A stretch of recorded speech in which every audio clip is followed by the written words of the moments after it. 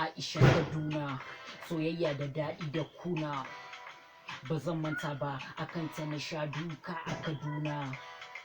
Ta kai ni gidansu na zauna, ta bi ni da kallon kauna. Ta kira mamanta ta zauna, daga nan muka ɗan tattauna. Washi gari ta ce na dawo, na wuce ina jin zawo. Da zuwa na ga babanta, har da sauran family nata. Har da Aisha, Zainab da Balki, dukansu sun sha jan baki. Balkisu ta fi su barkwanci, ta ce Mr. IY, na ce Isiya nake ni sunana.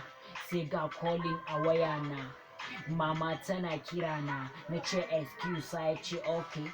Na fito gidansu na zauna, domin in ansa wayana.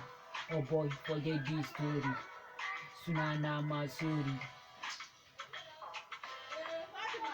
Kai! Sunana Masuri.